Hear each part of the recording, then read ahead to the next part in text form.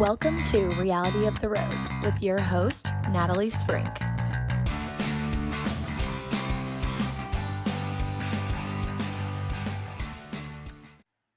Hey everyone, welcome to episode 198 of Reality of the Rose. I'm your host, Natalie Sprink. Tonight we had, you're listening to this on Thursday. Wednesday night was the premiere of the Golden Bachelor, second Golden Bachelor, and I just finished watching it. I'm going to recap it here, but first I want to start off by a few little housekeeping items. Don't forget that if you are interested in watching this podcast, you can watch it on Spotify if that's how you're listening to it. But I also now have a YouTube channel, so you can just find it by YouTubing Reality of the Rose. It should pop up. And it's in accordance with the podcast episode number. So this is 198. You'll find it under Reality of the Rose, episode 198. Also, don't forget about finding a little merch. I forgot I also have, if you're a Wicked fan, I also have a Wicked fan. I also have a little bit of Wicked merch. I have the bee whatever theme going on. And so I have a sweatshirt and a long sleeve t-shirt and a short sleeve t-shirt, I believe, that say Be Wicked. And then it has a bee on the sleeve. So if you're interested in that, I, as always, will have that link in my show notes. Also next week, I'm going to have a special episode. It's episode 199, but it's a really special episode because I am with, it's a quote unquote generations podcast. Again, I've done a couple of those. And, if you haven't listened to those before, it's with my mom, my daughter, Allie, who you hear a lot, my sister-in-law, Abby, and my niece, Grace. And we cover a lot of different topics that I try to present that will have different answers depending on who is answering the question because of the different generations that they're in. Have had a lot of success with those episodes in the past. A lot of people like those episodes. And so I should be releasing that next Monday or Tuesday.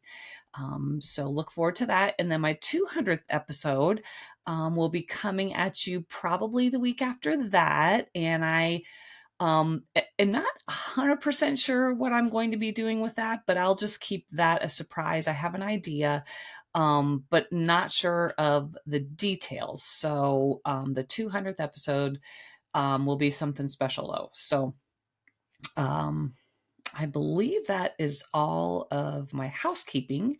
So let's get right to talking about the Golden Bachelor with Mel Owens. So if you listened to my podcast where I talked about the women, one of my main concerns was about Mel and whether they were going to address him and his controversy with the podcast where he was on, where he stuck his foot in his mouth and discussed how he was not interested in any women that were over 60. He did not want artificial hips and he did not want wigs. And that worried me because I was worried I was going to be going into this season with doubts that it was going to be real or that I would be convinced that he's really looking for his wife if he's not even interested in any women that are over 60 and they're all over 60. So I was worried about that. I was worried about whether they were going to address it at all. And I felt like they should. Well, thankfully they did. And they did not mess around with addressing it. The show started off with him, with the whole first segment was just about him. And he was, basically talking to us, introducing himself to his sons, introducing us to his sons. But right away, the very first thing he said was how he was really honored to be the Golden Bachelor and he was really excited about this process, but that he was really nervous about what the women would think of him because of the podcast that he went on, and said these things. So he came right out and said it. He said he messed up. He said he was wrong. He said he has big regrets and he apologized several times, like to us, to them, like in this segment just by himself. It was interesting because they cut to just a few of the women, and I don't know exactly who they were, but they cut to a few of the women. One of them said, like, it's fine with me. Everybody makes mistakes. We just move forward. A couple of them were acted a bit offended and acted a bit like, they didn't know quite what to think of him if he would say something like this, but that they wanted to prove him wrong, that women over 60, could be just as appealing as women under 60. So they addressed that several times in this first segment. He said he was really worried, like he was talking to his sons about it too, and talking about how he was really nervous. And then he ITM that he was like mainly nervous because of him having, like, all the women having preconceptions of him. And is that a word? Preconceptions? Misconceptions? Are they both a word?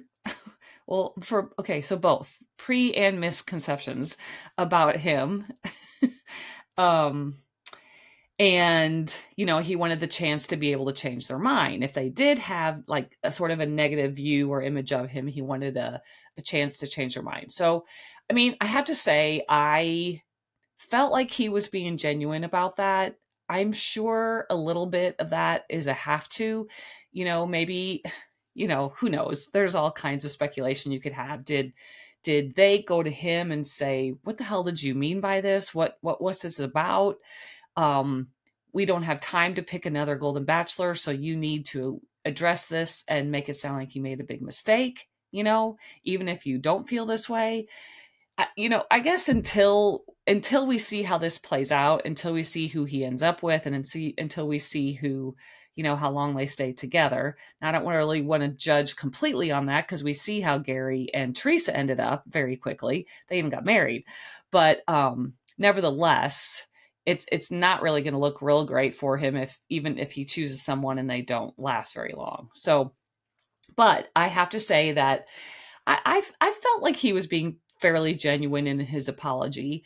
Also, not to fast forward ahead too much, but after all the women arrive and he walks in and, does his standard traditional address to all the women before they start having their little one-on-ones, he again immediately addresses this as well and apologizes to all of them and said he misspoke and he did not mean any insult and, just apologized and also asked for a chance to earn back their, respect or honor or trust or whatever you want to say. So I have to say he really did address it. It didn't feel like it didn't feel like a produced apology. Even if it was, it felt pretty genuine. So I was really happy to see that. I felt good about that. Okay, so he comes to the mansion, pulls up, he and Jesse talk. Had a little make me laugh moment when Jesse says to him, "I just have one more question. What's up with the shoes?"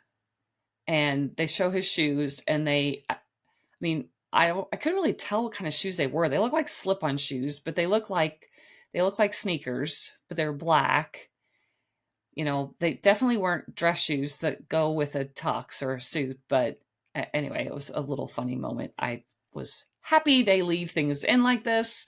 You know how I am with like real conversations and all of that. So, and we're also have to remember this is the same new production crew and new showrunner and all that we first saw with Bachelor in Paradise and now are seeing with Golden. I don't, to be honest, I didn't really see that many changes from the initial Golden.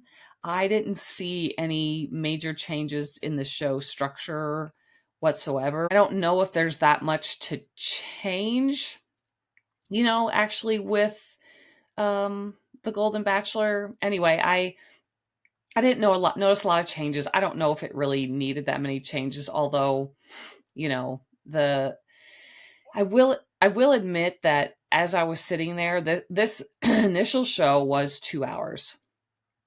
They did cover a lot of ground in those 2 hours. We had 2 full rose ceremonies, and I can't explain it, but I found myself getting bored. I did.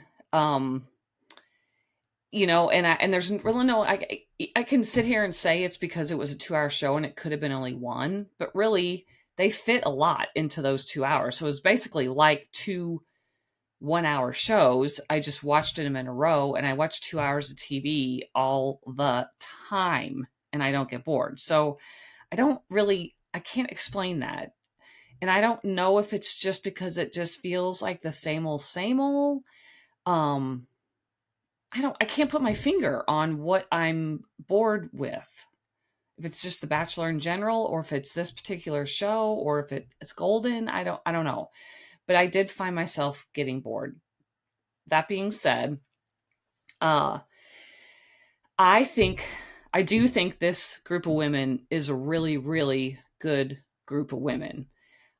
I'm going to venture to say that I think I may even like this group of women better than the previous group of women. Not that I didn't love the previous group of women, but um, they this group seems a little more like, I want to say, diverse in all respects, like background, like active level, by jobs, where they live, where they come from, personalities, like, um, and also, I'll be honest, this group, like almost as a whole, made me feel a bit insecure about myself. And I'm a good 10 years younger than most of them. And I was like, damn. I mean, there was is it Terry? I think that is 71. And she looks, she looks my age. I feel like not a whole lot older than me. I mean, she does absolutely not look 71 at all. Most of them are in their early 60s, if I'm like recalling correctly. But they all look great. They absolutely all look great.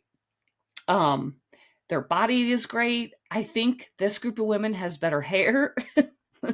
I, I feel like the last group of women had a lot of fried hair, a lot of fried ends, a lot of dead ends going on in the last group of women. Um, this group has really great hair, especially Cindy. Cindy's hair is amazing. Like, it looks thick. It looks super healthy. The color of her hair, I wonder if that's natural color.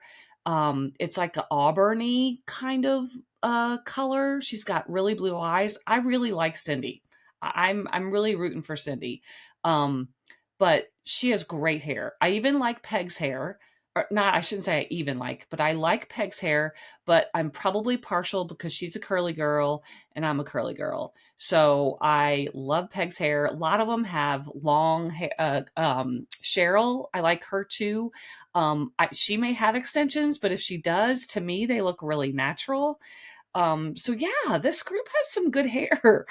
Um, I guess, I guess I'll quickly go through the order that they came in with the limos, although I didn't make a lot of specific notes, and on some of them I didn't make any, but I did recall their names and ages. So we have Cindy was the first out of the limo, and she addressed the podcast thing, but said she thinks he deserves a second chance. Then there was Carol, 63. I kind of like I'm thinking now as the show progressed. As I progress on, I like Carol too. She's blonde. I kind of like her. Diane asks what the fuck that interview was on that podcast. and she's kind of joking, I think, but kind of not.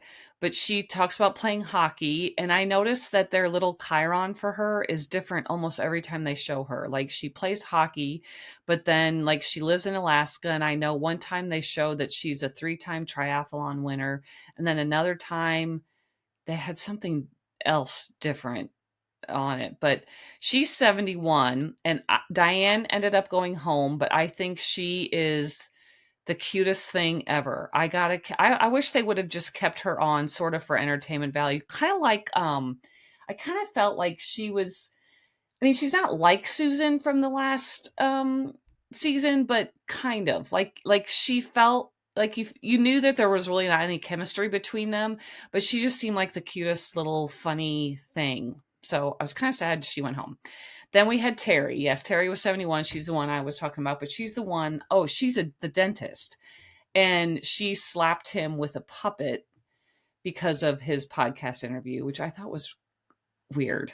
I thought that was I didn't get the puppet. Like, why? Anyway, then we had Carla, who is a former model, thought she was gorgeous, loved her. Fortunately, she went home. Then we have Alexandra, who was like Spanish speaking. She had the accent. She was 67. She also, I feel like, would have been a really great sort of show narrator, because she seemed really funny and lively and kind of the life of the party. But unfortunately, she also went home. Then we had Debbie, who is 65, and she says she hopes he picks her as his MVP. Honestly, I can't remember who Debbie is. I don't know. Then we have Peg. We saw the most of Peg, I believe. Peg definitely got the most airtime. She was the firefighter who came out of the limo and was like dressed in her bomb suit. She was a firefighter, but she also diffused bombs like in her working years and as her career. So like I went back and forth with Peg. Ultimately, I think I really like Peg, but then there are times when she felt a little overbearing. Um and I don't know, annoyed me a bit or seemed maybe a bit cringy at times, but then they'd show her again and then I would really like her. So anyway, I guess I would put her on my I like her list too, and if nothing else, just because she's got curly hair, you know.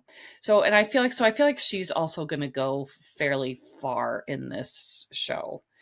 So then we have Jerry, who is 64. Her husband died of an aneurysm, and they had a home health business together, and he died when he was like 47. So he's been gone for 18 years. Jerry ended up getting the first impression rose from, I was going to call him Gary, from Mel. But then these are in the row that this is, I'm still doing the order they came out of the limos. Then I don't make any notes. We had Lisa, 66. I can't remember who that is. Maya, 68. Again, not sure. Nicole Lordy, 64. So Nicole is definitely going to be the villain of the season. I won't say I could tell this right away, but she was very, very kissy, touchy feeling. Like when he walked in, so when he had his first one-on-one date and he came in to get her, she walks up to him with all the women sitting around on that couch and kisses him. I was like, what are you? Wow, bold. Okay. I mean, I guess give it to her. But we start seeing at the end of the show, some of the women being annoyed by it. Then we have Monica, 60, who is a dentist. She's a Monica P, or we have Monica P and Monica B. I don't know which Monica this is, but she's the dentist. So she's the blonde, the Southern blonde, I believe. Right? Oh, I'm not 100% sure. Robin, 63. She's got the vineyards. She brought wine. Then we get Sandra from last season, who is coming and bringing and introducing her twin sister, Andra. Is that right? I don't know if I heard them say her name. Is it really Sandra and Andra? That seems to be like torture as parents to name your kids something that rhymes. I have a hard enough time between even Tyler and Max, or well, even Tyler and Allie. You call Allie Tyler and Tyler Allie. I can't. But if it's Sandra and Andra, my lord. Um. Anyway, she's 77. Looks amazing for 77, but unfortunately, she also went home. But then we have Amy. Oh God, Amy is going to be the interesting one. Amy is way too happy. She is a happy lady. She is very happy. I should be happy about the happy lady. I'm unfortunately cringed out by the happy lady. But she's the one that we talked about who has twins and is like the momager of her twins who are apparently successful influencers. Now, I also speculated or guessed on the episode I talked about the women whether we would learn who these twins are or see them or if she would talk about it. And she didn't talk about it, but her twins were the ones that helped her make her entrance. So they get out of the limo and hold up a sign, a paper sign, like one of them on each side, and Amy was supposed to break through and she couldn't break through the paper, so she called for Mel's help, and then Mel came and like tore the paper, and like that was it. It was really strange. I thought maybe she'd be dressed in something funny, or I don't know. And like, could she really not break through it? Or was she just thinking that him breaking it was like her big like entrance thing? It's very strange. Um, I mean, I did not recognize the girls. We didn't see them that close up, but they were there. But Amy, yeah. Um, Amy is going to be my worrisome cringe person where I'm going to want to like her because she seems like a really sweet lady, but wow. So then we have Susie. I don't remember who Susie is, 62, and Tracy, 62. I think Tracy also is one of the Southern women. She wore a hat like that almost looked like it came off of like a Breakfast at Tiffany's kind of thing.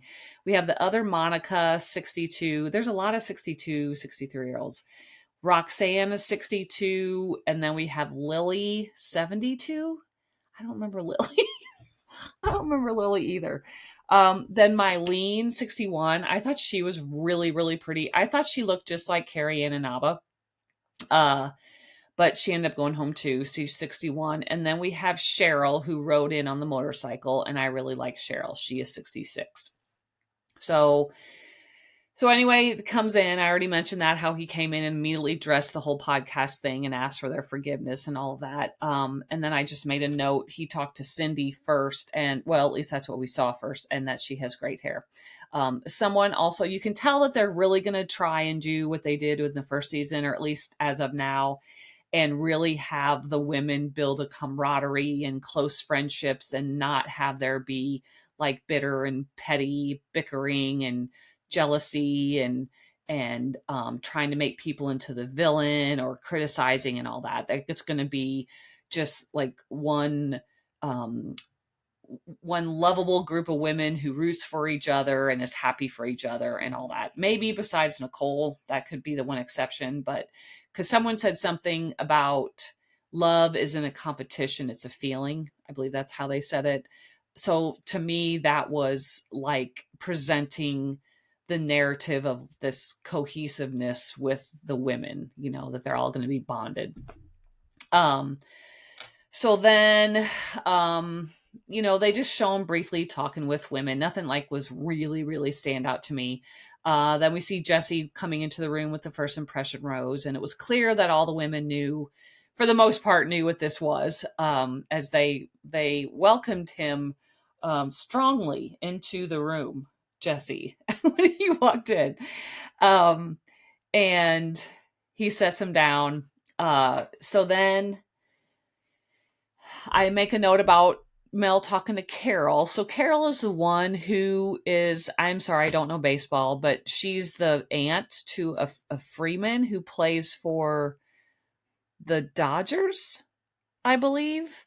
And like she takes care of his kids and stuff like that and tries to help him wherever she can because he plays for them. Anyway, they talked about that. I kind of like Carol too. I made a note that I'm kind of digging Carol. Um, so then he talks with Cheryl, and we see kind of his first kiss with one of the women during one of these talks. And okay, guys, we're gonna have another Matt James here. I'm worried because he kissed her with his eyes open. Not a fan of watching. You do what you want to, but I don't like to watch on TV someone kissing with their eyes open. It makes me feel weird. I don't. It feels like weird and icky for some reason. I don't know why. I just didn't like it, but he did it. So I'm curious if he's going to do that all season, or if this was just a one-time thing because he didn't know what the hell. Like there's cameras on him, and he was like kind of freaking out with his first kiss. So we shall see.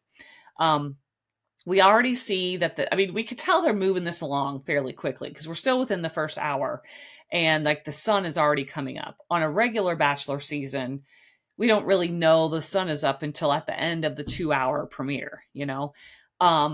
So the sun is coming up. He doesn't give his first impression rose out until the sun is coming up. And as I mentioned before, he gives it to Jerry. So then we have the rose ceremony. Alexandra, which is one that went home, that I said she would make a good narrator, jokes that she doesn't know at this point if she wants a rose or a pillow. And fair. Oh, love that.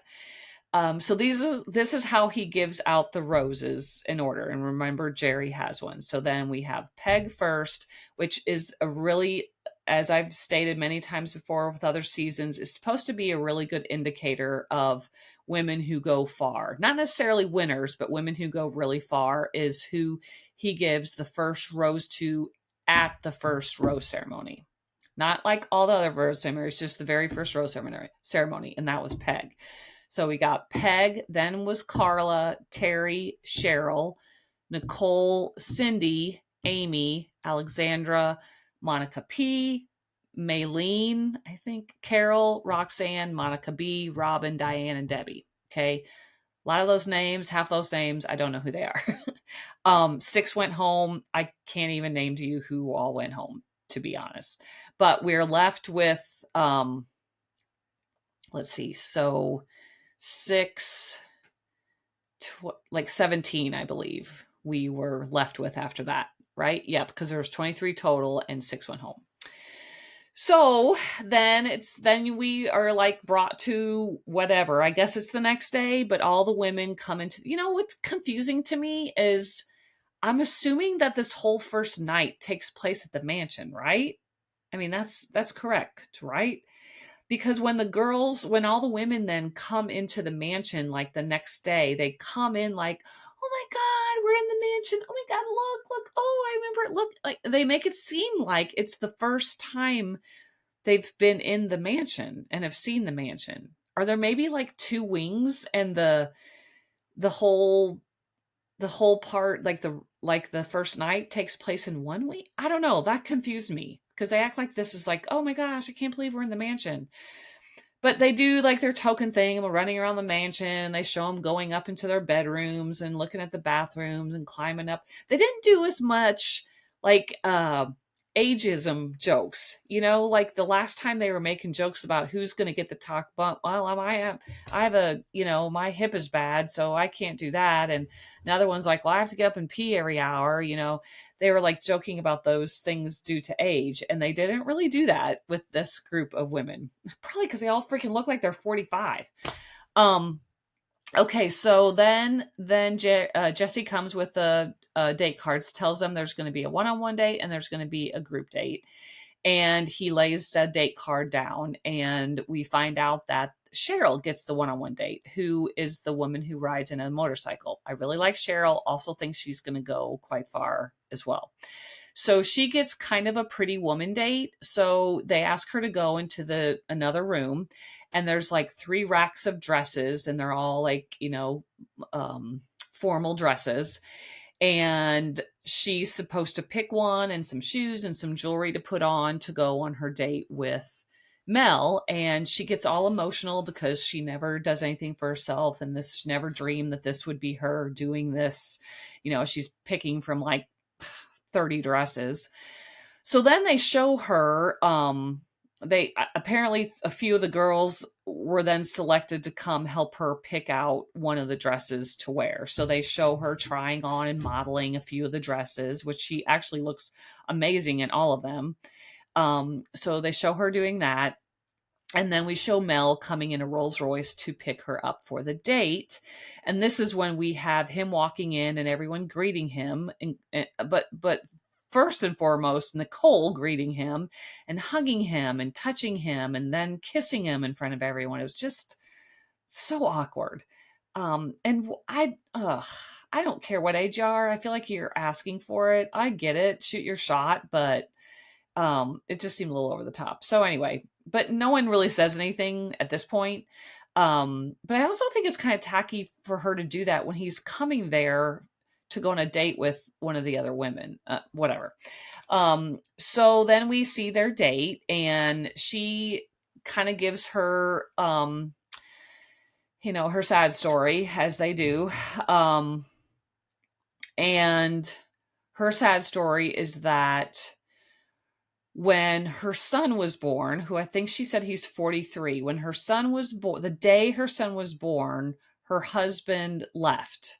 Like he wasn't at the hospital and he ended up like leaving, like just leaving them. He just up and left them. Like, wow. I mean, talk about horrible. That's a sad story. God, I was like, why am I understanding this? I'm assuming it's her husband because she said later that they divorced. So I'm assuming it was like a husband and not just a boyfriend at the time. But damn. So she moved in with her parents. And she said when he was 12 months old, Ty is his name, Tyson, I think. She was giving him a bath and her dad came up and said, Mike is here, which is her husband, I guess. And so he came to get Tyson to, it really didn't make sense to me. Why didn't she take him down and say, okay, Mike, this is the deal. Like, this is how to take care of him. This is what he eats. This is, I mean, you know what I mean? This seems like there are very, very, very many holes in the story. I need to know more details about this story. But apparently the dad came, went and got Tyson, gave him to Mike.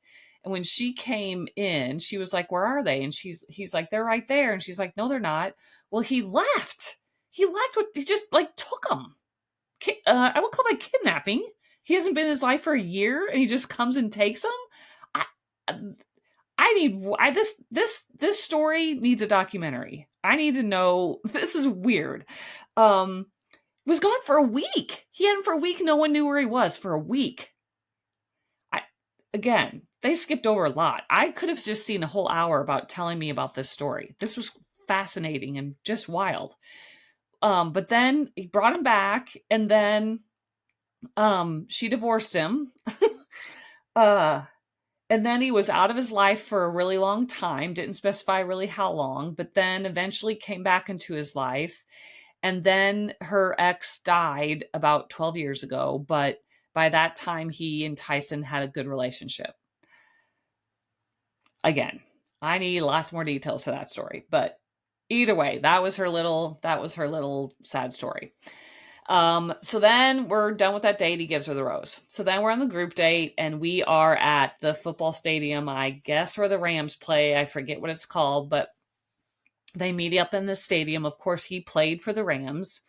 Mel did. And we get the announcement basically that they're going to be competing, like they're going to have like a cheer competition. And Paula Abdul comes down. The Paula Abdul comes down from the stadium along with some of the Rams cheerleaders. And they split the girls, the women into two groups, and they each get taught a dance. And they have to compete to win. So they show them both groups, learning the dance, blah, blah, blah. Then all of a sudden there's a crowd of people. So somehow they got a crowd in. Don't know if these are volunteers. Where these people come from? I have no idea. But we have a crowd And we have the panel of judges, which is Mel, Jesse, and Paula. We had the first group dance. Have to say that Peg was in this group. She was really good. So Peg was a dancer. She has dance background. And you could tell she was still really good. Like, I was really impressed with Peg. She did not look like a 60 whatever she is dancing. She was impressive. And then the second group had Cindy in it, and I believe they said Cindy was also a dancer. You could also tell that she was very, very good. But we have Amy, the momager, yeah, in this group too. And no, I just can't with Amy. I just can't. Yeah. So we find out that obviously like as always, the winning team is going to get, to spend the evening with Mel, and the other group has to go back to the mansion. So the team that had Cindy on it and Amy, they won. So they all get time with Mel. Particularly Mel was with Cindy, and she was talking about her daughters, and he happens to have a video of one of her daughters leaving a message for her mom that she just found out she was going to be a backup dancer to Diana Ross. Again, I need more background here. Diana Ross still performs? And Diana Ross has backup dancers, like more than just like in the background going doo wop, like just stepping side to side. Like, does she have like legit backup dancers? What? I need to know more about this too. Like, I didn't even know Diana Ross still performed at all. Anyway, and so she was very excited. One, that she got to about her daughter getting this, because they showed the video, and her daughter looks to be, I don't know, she looked young to me, but like young, maybe mid-20s, which I guess she could be, but it was just on a little phone. But she also looked gorgeous, had the same kind of hair her mom does, which is really pretty. But anyway, so she was very happy and touched by that. Which, how did Mel get that video? Gosh, I don't know. Could it have been a producer setting things up to, get, he already said, I'm really liking Cindy, give me something to give her, I when they do stuff like this, it feels so. This is what makes this show feel so produced, because like it's almost like they want us to believe that Mel just happens to have this video on his phone. I mean, obviously he didn't get that video, and obviously this took a lot of work, because why just her daughter? Did the producers go, "Hey, Cindy's daughter, we want you to leave"? Like, there's so much that I want to know why, and they just like stick it in there like it's just a natural, normal thing, and I don't know. That shit bugs me. I don't know why. It does. It makes me like just feel the overproduction of it. But they make out. It really worked, and they made out a couple times. So she ends up also getting the group date rose. And again, the narrative is everyone claps. No one like gives her the evil eye. No one's giving her side eye. They all just clap and are happy for her. Then there is a pool party at the mansion. We have him talking to Peg again. And like, here's a place, because I said a while ago that I'm kind of back and forth with Peg. I think it's because sometimes she is a little much. She like gets a little much sometimes. Like in this conversation that she had with Mel, like she was speaking her mind. So like I have to respect that. But she came off a little like bossy, I think. Yeah,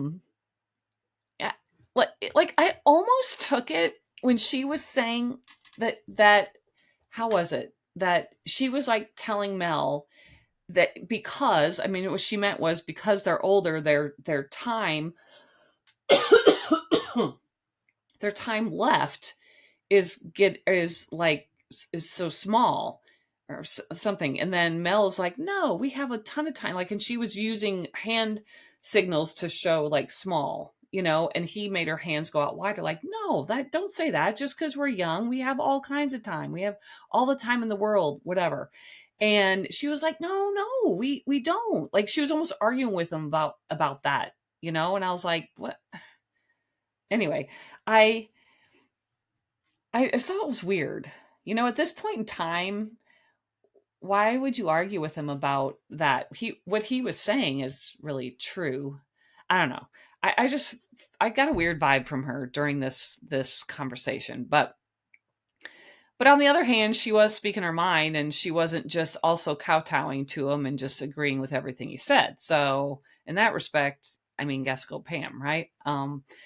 So then is where they show Nicole really stepping up to the villain. Don't know how far they'll go with this. I'll be interested because, as you remember, they kind of made Teresa a little bit of the villain in the previous Bachelor, but it was very short-lived.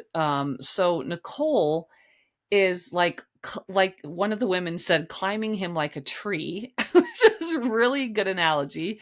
But she was literally all hanging on him in the pool and hugging him, and like they were like full on making out. And I mean, literally all the women are all around them, and they're all trying to like not look, but are obviously looking. And then we have a few of them, of course, talking shit about it behind her back, which I mean, I would too, I'm sure. And he even like stops her and says, we probably should be enough there, we're in front of everybody, or something to that effect. And she had a response that came off to me like, I don't give a shit kind of response. So yeah, we'll see how that plays out in the next episodes. But yeah, so then we have the rose ceremony. Again, another rose ceremony. And in this rose ceremony, this is how the roses are given out. So remember that Cindy already got one, as did Carolyn. Cheryl. Sorry, Cheryl. Okay, so this goes Roxanne, Debbie, Jerry, Monica P, Monica B, Carol, Peg, Nicole, Robin, Amy, and Terry. Those are the ones that get the roses. So the ones that went home were Diane, Carla, Alexandra, and Mylene. So there we go. It wasn't bad. I liked it. It was, not earth shattering. It wasn't, edge of my seat. I guess when is The Bachelor? It never is. I'm assuming, don't know this for sure, but assuming like they've done with both of the other Golden seasons, that the shows from here on out will only be an hour.